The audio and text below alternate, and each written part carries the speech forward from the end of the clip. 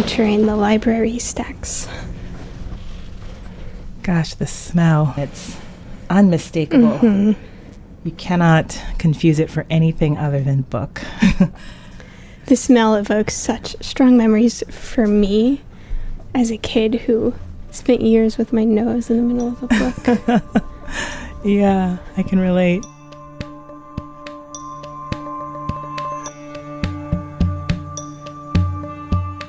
Welcome to Curriculum Encounters, a podcast about exploring knowledge wherever you find it.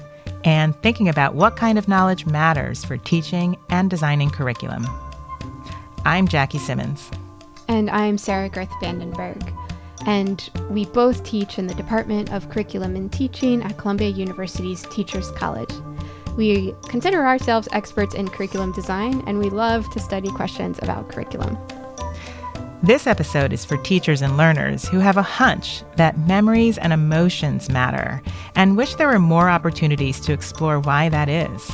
We're going on a journey through hidden and forgotten spaces at TC to see what histories and feelings arise for us and think together about what happens when we bring those into the formal curriculum or what happens when we leave them out.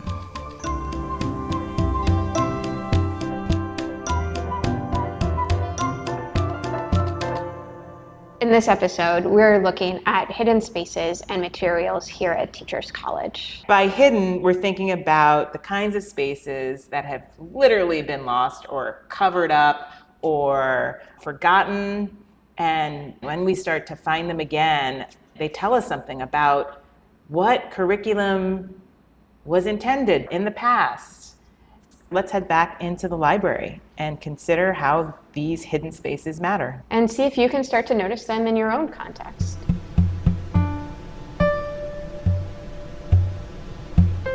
So as we walk through the stacks, we see really narrow windows on one side of the space. And by the windows, there are 3 small cafe tables with library chairs. I also noticed that there's a little door here. Mm-hmm. Let's see if it opens.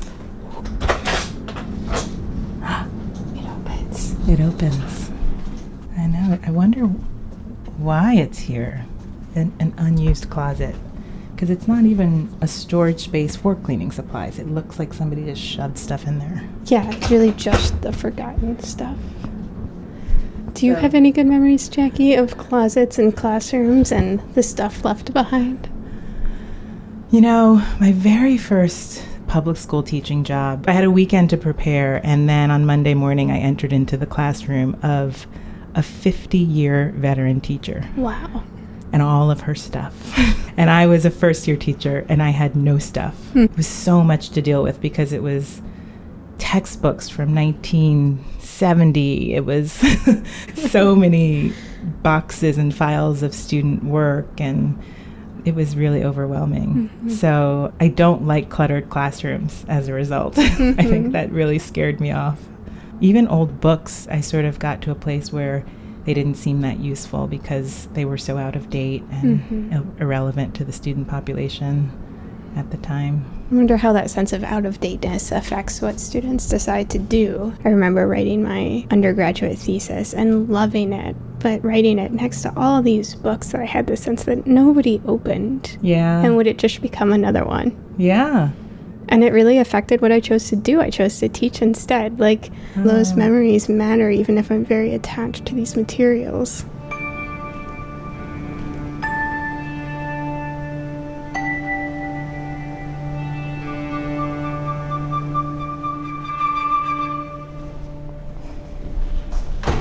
We're on the 4th floor of Thompson.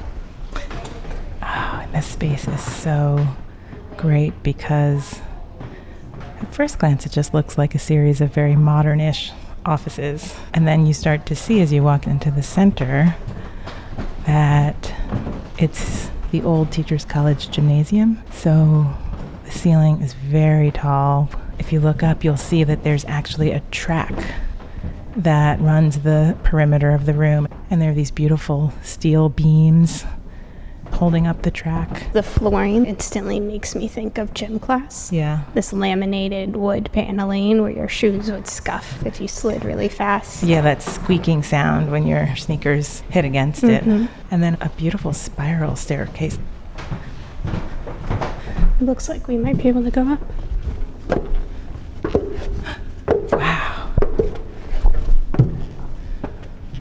So now we're above the office space and we can really see what the top of this gymnasium used to look like.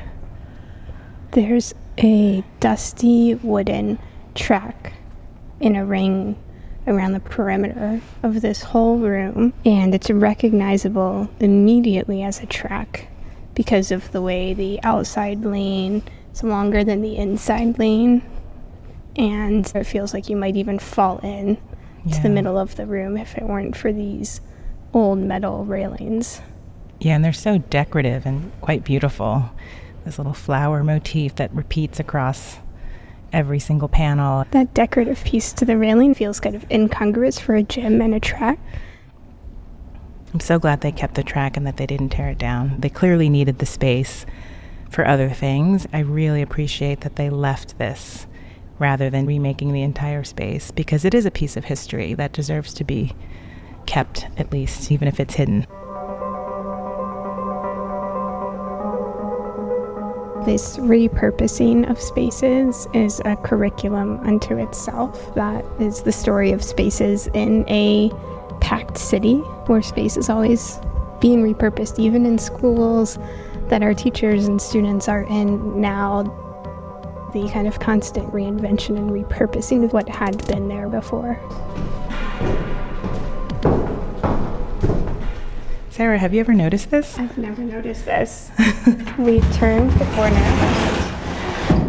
Wow. Behind this sliding door is a lot of electronic wiring, computer cables. And this sort of like sweet, musty smell wafted out.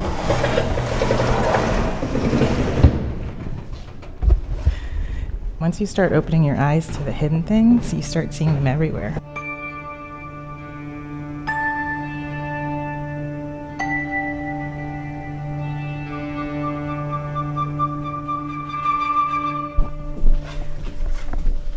And we're coming to a place that houses the Teachers College pool.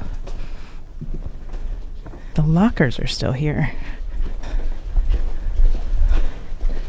And the pool is no longer accessible to the public or to the Teachers College community.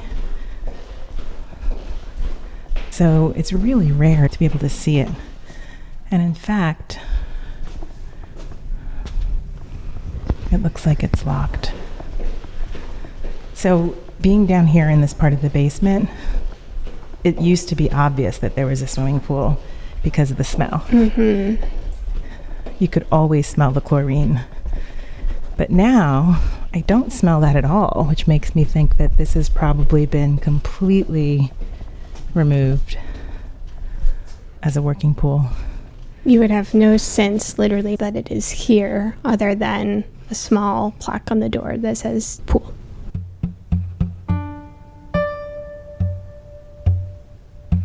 I'm thinking about where and how things can be tucked away in what's one city block of space, how labyrinthine the building is, and what a maze these little hallways are, and this sort of trick of space that things can be hidden away, forgotten about. Yeah, I think that must happen frequently with old spaces where the intended purpose of something gets lost or replaced. Even here, I'm stopping at an innocent metal panel that's been painted white, but then you can see behind, it almost looks like old phone lines. Nobody needs that anymore. Let's just cover it up. I'm thinking of how often formal curriculum can feel like that accumulation of all of these old standards and activities and purposes and books that were new or shiny or useful at one point, and now they're sort of, can be overwhelming how many things have been written over, packed together.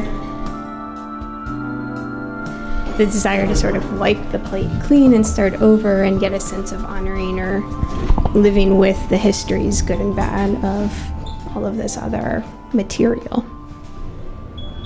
It's a really great curricular point. It makes me sad because on the one hand, we feel something about what came before. We're tied to it because of our own experience with it, because of our own joy sometimes having engaged with that material. So we continue to see it as important. And then it's also sad that sometimes that nostalgia doesn't make room for new ideas to emerge. And it gets in our way, it can make us stuck. And how the nostalgia can mask the more complicated feelings. The overwhelm of the teacher's closet spilling over with decades of stuff that the new teacher has to figure out how to navigate through.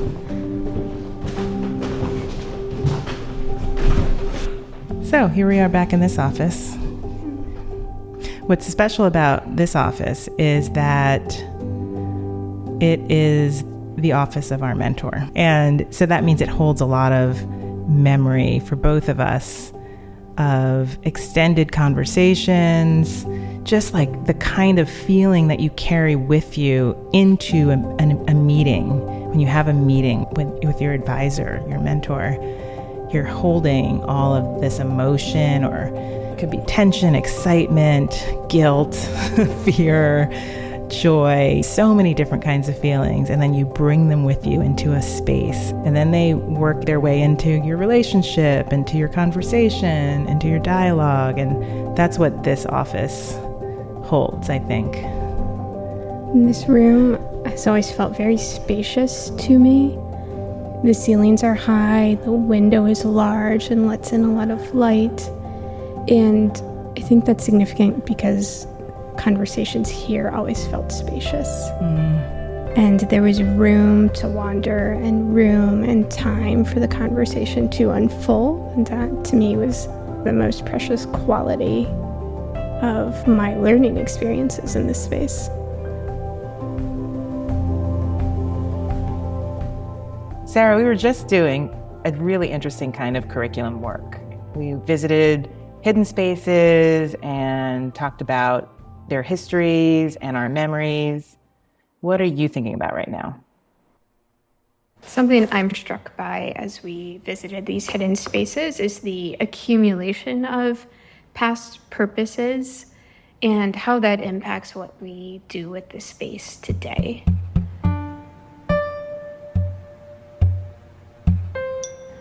Thinking about old curricular decisions and standards, in a way, sort of the ghosts of a space or of formal curricular documents that are still lingering in our learning environments today and the curriculum we use today, and how much we acknowledge it, how much we're intentional with its presence, and what impact it has. Yeah. We all have our bag of tricks that we've been accumulating over however many years of being an educator. It could be our favorite activities or some way of designing a room, and that's like a point of pride for really experienced teachers. And yet you're talking about how that can sometimes operate as its own curriculum, right? These ways of doing things that may actually have an impact on what we think is possible in this moment. There are these pros and cons of that, right? We're so delighted to have something to rely on, and yet it can also feel like it could get in the way of reimagining other ways of responding to education or life in this current moment. And if we go back and revisit some of the spaces with the old gym and the track, they made the decision to preserve elements of what that space had been. The flooring, these high ceilings and rafters, the track around the upper half of the room, and to repurpose that space and build these offices so that the current faculty and instructors and centers could thrive there. And with the pool, they've made this decision just to close it. It's not repurposed yet, nor is it operational. And so it defers this responsibility. You still need to do something with the ghost or with this old layer and this history, so that it can serve or open up new possibilities for the current learners and populations. Yeah, as you said before, it's like the commitment has not been made yet to figure out what purpose it shall serve. So let's just lock it away for now.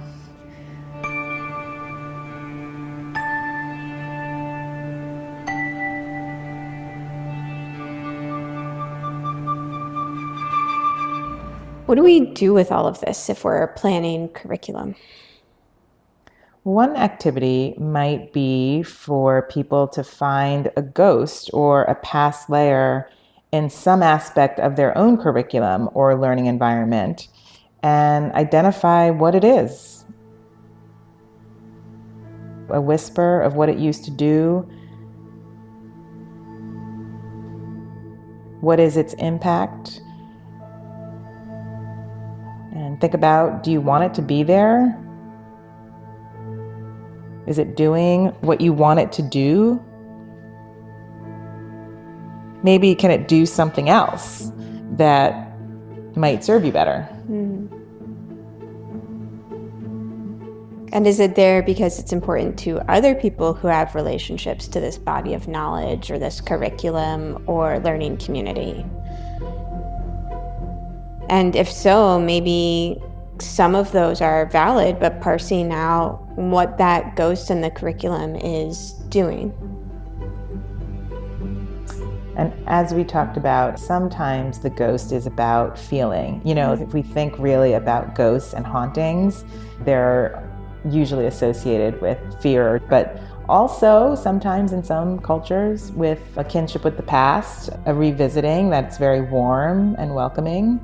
It's interesting to think about the emotional ties to the past and maybe recognizing that layer of the past is welcome. It adds some kind of joy to what you're doing, and just the recognition of it can be revalidated or incorporated back in a way that acknowledges its presence. I'm thinking specifically about sometimes you do find old books and they are really such treats. They're really important ways of understanding what came before, and you don't want to discard those. You really want to preserve them and include them in how you're thinking about something. That reminds me of one of my favorite books as a middle schooler, Esperanza Rising. Yeah. When I was a first-year teacher, I was so delighted that it was still in the curriculum at a totally different school, totally different city. And now we're working with a group of teacher fellows in their master's programs in education, and the school they're working with is still reading that book. You know, maybe it'll be time to move on and there are other important books, but what you're saying about what those memories do for us, those affinities and identifications and enduring ties to something. Yeah. I have this collection of old school stuff. Have you ever seen my box of? I've seen a peek of your box. It's a metal file box that used to be a card catalog. Okay, so on top of this box is a scale. And this is the kind of scale where you need weights on one side so that you can properly measure. And here's this metal box. Oh my gosh, the smell. I had to have these sample number 2 pencils, never sharpened, of course. Perfect erasers. I will never use those. They're really just historical samples. And I like this box of steel-plated thumbtacks. I knew an artist who did work with thumbtacks and just made these patterns with these. And I think that's an example of how some of these things might be repurposed in clever ways. Maybe that's another prompt for listeners, is to create this capsule box of your own. And what do you choose to put in that? What memories do you choose to keep there? What are those memories doing for you? Yeah. I get so much pleasure out of my time capsule. I don't intend to use any of those things. I don't find them to be necessary educational tools. But I do like the activity of remembering. Think about, and I think important that memories have a designated space. So then maybe we can relate to the memory differently, or honor the memory and say we can also make space to do other things in our teaching practice because we've honored the memory and given it its own sort of space in this time capsule.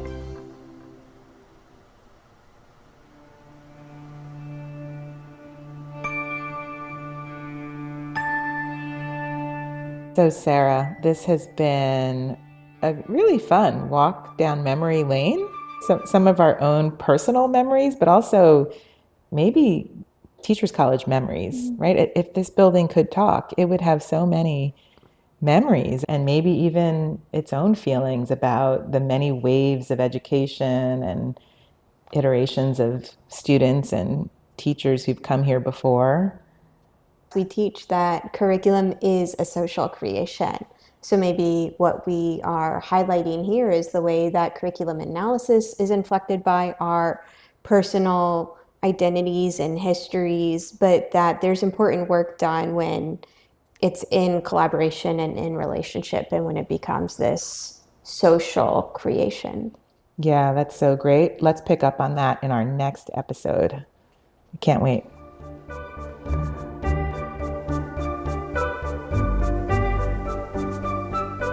Curriculum Encounters is a production of the Digital Futures Institute at Teachers College, Columbia University. It was edited by Jen Lee and the both of us. Our theme music is designed by Noah Tichy. Listen to episodes of the